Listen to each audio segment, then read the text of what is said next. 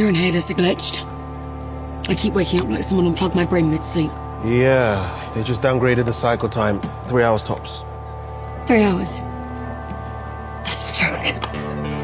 You want longer, cleaner dreams, they're gonna cost you more now. That's perfect. Yeah, no, I'll just sell one of my kidneys and I'll be right back. Something new came in last week. Still in beta, but it's different. I need something that works, and it's not a fucking placebo. We Dream in Color by Kane Wilson. This was an interesting one because to take something that I've read other versions of and for it to be so compelling that's impressive. The thing that I liked most about this was not the idea, because I've seen that idea before. What I loved about this was the writing. The minute you start reading it, you're going to finish it. And that is, again, when you're plowing through scripts, that's not something that a lot of people can do. So that was the thing that really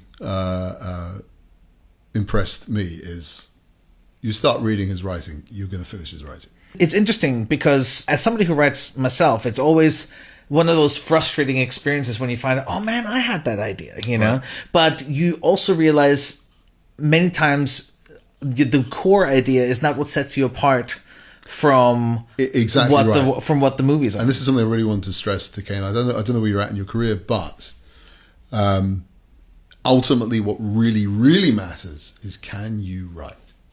Which seems like a sort of spurious thing to say, but actually the truth is not many people can do it in a way that if you are, a producer or you're running a studio where you can say, well, I want to hire someone who can solve this problem for me. You're not just looking for the guy who comes up with a good idea. You're looking for the person who can write and turn a story. And that is abundantly clear that he's capable of doing.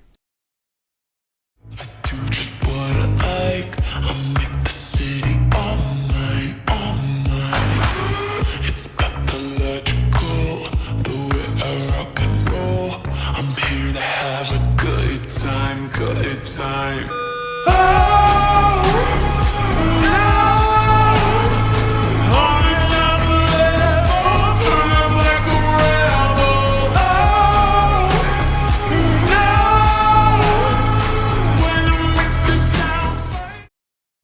So let's get the obvious stuff out of the way first. Lucid dreaming is knowing that you're dreaming while you're dreaming, but it's also having a logical, critical mind during the process. So your prefrontal cortex is online inside the dream world.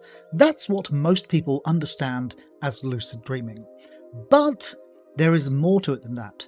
And the key to becoming a regular lucid dreamer requires you to understand what that more is. So the definition of lucid dreaming itself, knowing that you're dreaming and being logical in the dream, is the outcome. It's what you're trying to achieve, which is all very well and good, but how do you get to that point? And this is where most people jump in and give you all sorts of techniques to try to achieve that state.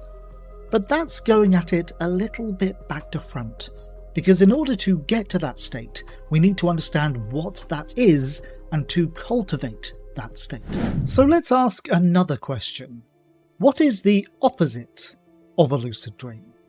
So, a non-lucid dream, your standard kind of dream, is a dream in which you're not present in the moment, you're not thinking clearly, and you are caught up or entangled in whatever storyline is going on. You might be entangled in emotions, you might be entangled in a problem, you might be entangled in fear. The opposite of a lucid dream is psychological entanglement, being caught up so much in something that you don't have the mental space to question the nature of your reality, to ask, hold on, what is actually going on here? The one step you need to take to be a lucid dreamer is you need to prioritize questioning the nature of your reality. Is this a dream right now?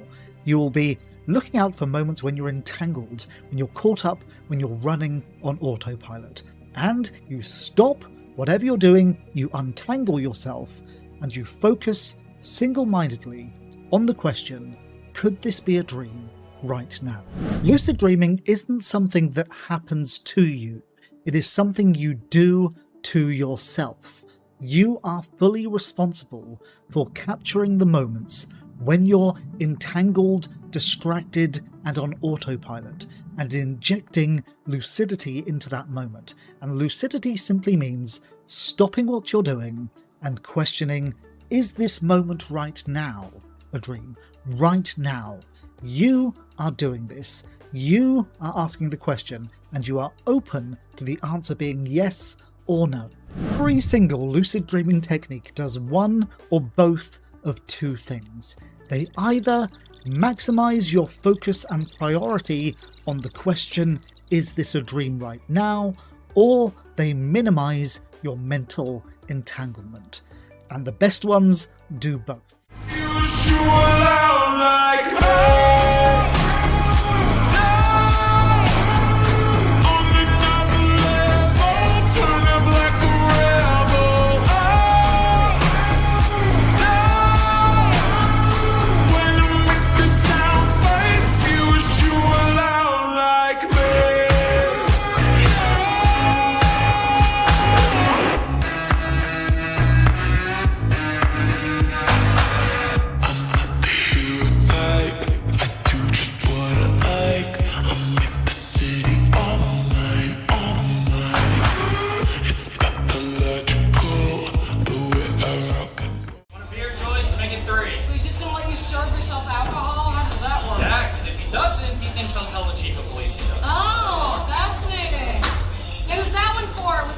Sweet, naive little drama girl, are you about to totally devastate?